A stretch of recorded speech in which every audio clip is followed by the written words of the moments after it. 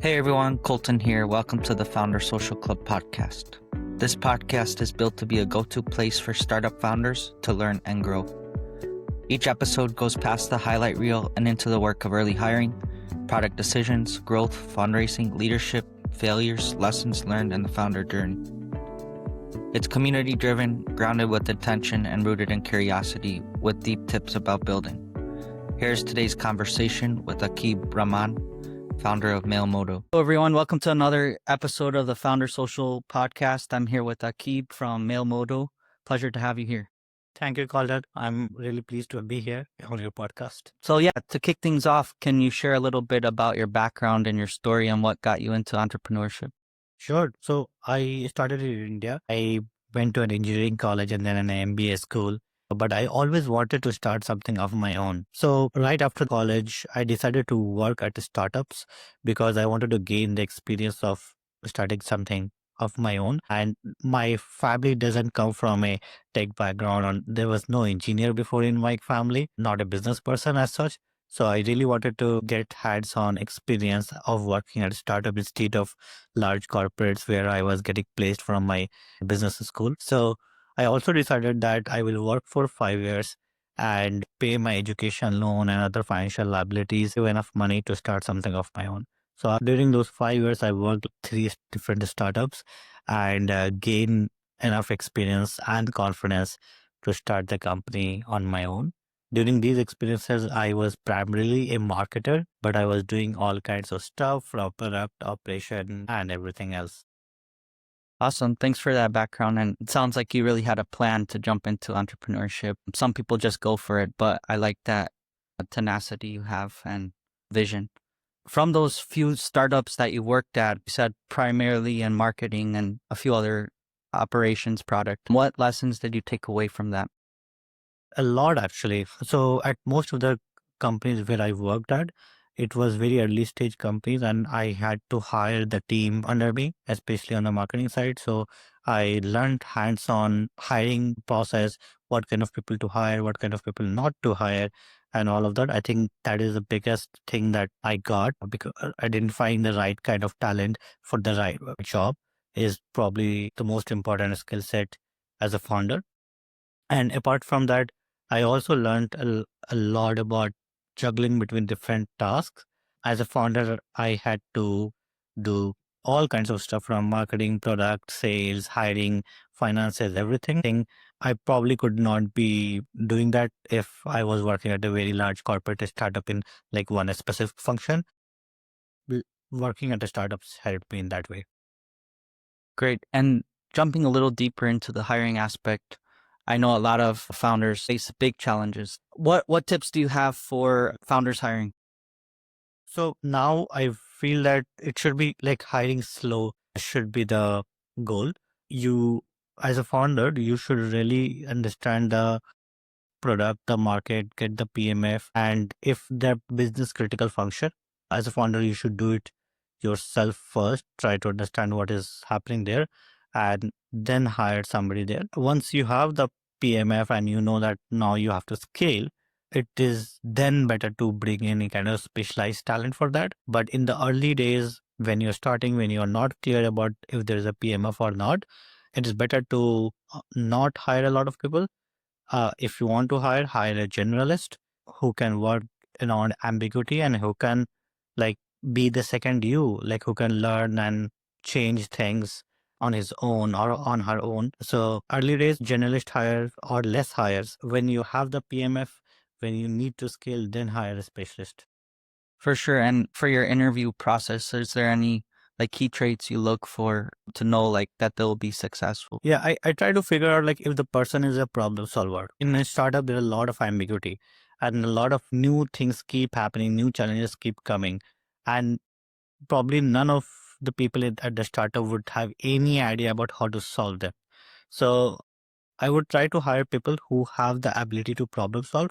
Then it is not just my responsibility to do all the problem solving. If my team member can do some problem solving, that is a huge help. So problem solving is something that I really look for. High agency is the second thing that I want in the people. Like if the employee is somebody who can get things done on her or his own without me having to tell them every time. That's a great asset to have at a startup. Third thing would be learnability. Like, I think that all businesses are very different at the same time, very similar. As I said earlier, there would be new challenges, and if the person is able to learn fast, it's a huge benefit. For sure. Yeah, just adopting the ownership mindset. Yeah. And like willing to dive deep into the details and Yeah. change. So what was like the original pain point behind Mailmodo? What gave you the conviction to jump in and go headfirst into this? Sure. So, like I mentioned, I was a marketer, and I realized that email marketing has been there since the beginning of internet, but nothing has changed. Whenever I used to send millions of emails every month myself, and I realized that when I send emails, I'm like experimenting on the copy and so many other things. The open rates are great, but the conversion rate, the end goal of my email campaigns are not that great. The reason I realized that when we send emails to users, they have to open it, read it, click on a link, then go to the website, log in there, do several other steps to complete an action. And each step there's a drop off. So I imagined, what if we can bring the end action like a form, survey, shopping cart, calendar, all within the email. Then the user doesn't have to go anywhere else. They can take action anywhere they want. And that could increase the conversion. So that was the whole idea, to improve the engagement and conversion of email campaigns by bringing interactivity and actionability within the email. Yeah, it sounds amazing. Do you have any tips for people just starting out, like sending email campaigns? They're probably utilizing like Clay or Apollo nowadays. Like, what makes Mailmodo stand out, and like also like any tips for people just launching their go-to-market? Sure. So we are not similar to Clay or Apollo. We are very different. Clay and Apollo are for sales outreach emails. We are for marketing emails to your subscribed user base. So if you're using Clay, Apollo, that is great. And if people are signing up through that, and if you want to engage them, nurture them, send them product updates or newsletters, that would be using Mailmodo. For people who are starting now, I think that having a branded problem specific newsletter for your audience is a great way to um, like acquire customer base as well as build thought leadership and brand in your category. So I have seen a lot of established companies doing it already, but a lot of startups ignore that. Whether you're selling to like a B2B audience or even B2C audience, you can have a very good newsletter that all your audience can read, but then slowly build your brand reputation. And whenever they need your product, they will come to you. So one tip for all of them would be like start your own newsletter. It will help with your branding and thought leadership. 100% agree. And that's something I'm diving deeper into for Founder Social Club as well. And I definitely think LinkedIn is also the place to go for thought leadership. Yeah. Take us back to like those first few months of building. What did the first version look like, and like your day-to-day operations? So initially it was just an idea, and we also had a lot of doubts like how to do it, or no, whether to do it or not do it, etc. Everything. Initially had the problem of that we didn't have any benchmark before, because nobody was doing interactive emails. It was like completely new category. So we really had to think how to build the product, and that took a lot of customer research, talking to customers, as well as thinking on our own, and it took us a lot of time. And in the beginning, we didn't have any customers or investors, so we also had to like fund the idea ourselves. So we needed a like high level of conviction. So for that, we tried to do a small pilot with few potential customers. Our hypothesis was that this interactive image should increase the conversion rate of the emails by at least 20 to 30%. So with that was our hypothesis. Yeah. Only then people will be ready to pay for it or use our product. So we did an experiment with one company who were sending NPS surveys to their users. We created a similar email for them where we embedded the survey form within the email, and we sent like 50% users the traditional static email, and 50% users got interactive emails. and they got 257% increase in conversion. So that was very surprising because our expectations were quite low, and they did multiple campaigns after that, and in all of those campaigns we got similar increase in conversion. So that validated our hypothesis, and then we doubled on in building the product. At the same time, what I started doing was I started using LinkedIn, like you mentioned, to build our audience. We started showing how we are creating the different emails, what is possibility, what are the kind of results we are getting, even before we build the or launch the product. So that created a lot of conversation among our target audience. And when we launched our product, a lot of people started using it and recommending it and sharing with other people. We also launched it on product hunt, and we were number one product on the day. So that was great, and we got a lot of signups from there. So initial days, of course, like a lot of confusion, a lot of hustle, but at the same time, a lot of conviction and building with that. Wow, very impressive. Yeah, 7% increase is crazy. Well, congrats on that. It sounds like you were onto something and you're still building and being successful now. What tips or like lessons from that experience do you have? Say another founder starting out and they didn't take the same path you did where you worked at startups, like they just dove head first. They're trying to gain traction and funding. Like, do you have any tips to help them keep going? Sure. So I think like one thing that really helped us was proving that there's a value for the customer. So if there's a way, like a frugal way that you can prove that the customer is gaining value from your product or solution early on, th- that can give you a lot of conviction, that can help the investors, prospective investors be convinced. That can also help telling a better story to the potential customers. So out of all the product solution and everything that you are building, if you can validate that with how much value that you're creating for your customers, that would be like really useful for you. For sure. Now moving on. So when did you know you had like product market fit, and what metrics or signals made it clear for you? So I think product market fit is a journey and not like a point thing that today I know that we have a product market fit. At different stages for different types of customer bases, and as well as for different features, your product market fit would vary. In our case, we saw few things. Number one was we we saw that if the customers were organically coming to us, that they are asking, "Hey, your product look interesting. I want a demo of your product." That was number one. That people are interested in it. There is a demand for it. Second was that when they used our product, when they did a POC and pilot, etc., they got value from the product. We were able to measure that. Okay, this is the delta, and they were able to convince their leadership that, hey, this product is helping us gain this kind of value. And third is retention and engagement. After that, it is not that they tried it once and they left. If this customer segment which is doing those campaigns again and again, and this is similar for any other product as well. So inbound demand for the product, value that the customer is getting, and retention are the three metrics for the product market fit. Perfect.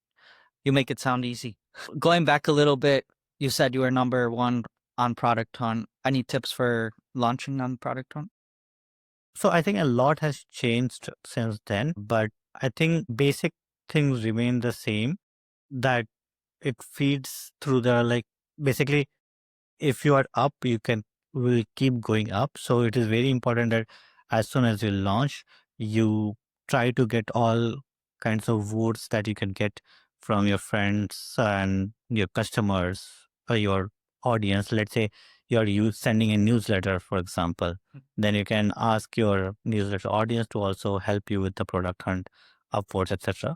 But at the end, what you should do at the end, if you're not getting to the right customers from the product hunt, then all your efforts will also get waste. So I think the first thing is to figure out whether the product hunt audience is same as your audience, and if it is, then only you should put all the efforts. I see that a lot of founders are launching on product hunt without understanding that, and that is not helpful for them because they get maybe get to product hunt number one, but they don't get enough traffic or sign up because most of the upvotes are from their friends, family, etc. So it is important to understand the audience specs and if it is relevant or not.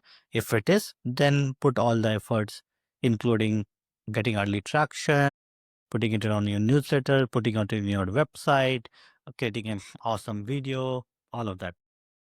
For sure, yeah. I mean, it all comes back to like your users and your customer, and that's like why you're building what you're building. Sure. So you also went through YC. Can you share any takeaways from going through YC and any tips for founders applying? Sure. So my partner at YC was Michael Siebel. I respect him a lot. I think one thing he really taught me well is two things actually. Like number one is focus heavily on what we are doing, and that has shaped us. Like we have been innovating in the email space itself. Like a lot of people said that why don't you do other channels? Why don't you do this, that, etc. But we kept our focus on building a great product for email marketers. The second thing that he said is always look for the future, not like immediate short-term goals. So I think like in our very first conversation, he mentioned like how will email be in the 10 years from now. So that like really shaped how we are building the product and everything. So those two things are like I felt are very good learnings for me. For anybody who is applying to YC now, I think there are three important factors. Number one is the good founder profile. They have done something right in their life so far. Second is clarity in thoughts in what you're doing with your business, why you're doing this, and where you are going to take it. And third is focus on numbers, traction, and whether you know your numbers or not. Those three are the most important factor in a YC application. For sure, yeah. It sounds like a great community and like you learned a lot from them. When you're early on in building, it's hard to remain focused because like you see a lot of different revenue channels coming up. Like when do you know like to keep going with that focus or whether to pivot? I don't know because we haven't pivoted ever. We didn't try to pivot.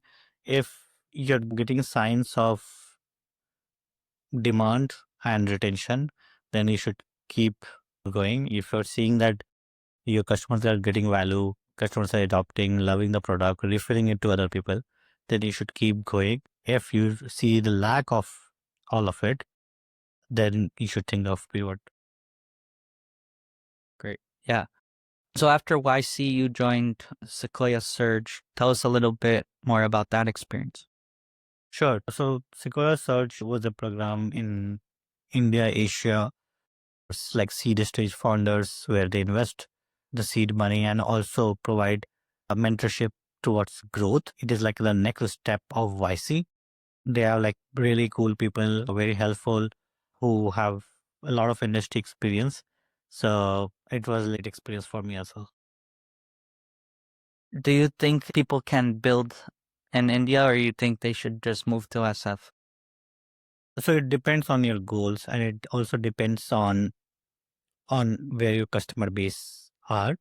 Uh, like my product is global in nature. My team is in India. I live in SF now, but I think that we can build a product from anywhere in the world, especially nowadays, and you can sell from anywhere in the world if your audience is global. If your audience is saturated in certain places, like if you're selling a lot to tech startups, then probably being in SF is a good place. If you're selling a lot to financial institutions, probably being in New York is a good thing. If you're selling to a lot of consumers, probably building in India is a good place. So it depends on who your customers are and what your goals are. Hmm. Makes sense. Tell me more about Mailmodo. Who's like your ICP? Can you give us some use cases for some potential customers out there? Sure. For us, marketers or businesses of at growth stage startups or early stage startups who are looking to improve their email marketing engagement and performance are our best ICP. So a lot of startups use our product who are fast growing for their newsletter, for product updates, for their transactional emails, feedback emails, etc. Some of the interesting use cases that we have are, for example, taking surveys, feedback, having a calendar to book meetings within the email, adding a quiz to redirect the user to a certain product or segment. So those are like some of the interesting use cases of interactive emails. Recently, we'll also launch our AI product, which makes it possible to create all kinds of email copy, design, strategy, and campaign automation with just prompts.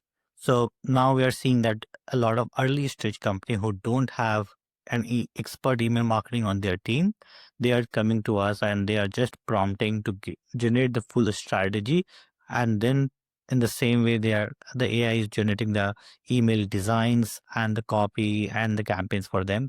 So it is becoming very easy for them. Very cool. It sounds super useful, and probably going to log on to this after the podcast. Sure. You'd recently did launch for the AI product. Yeah. I saw you post about like you've only spent like $50 on the launch video. Yeah. Tell us some secret hacks there.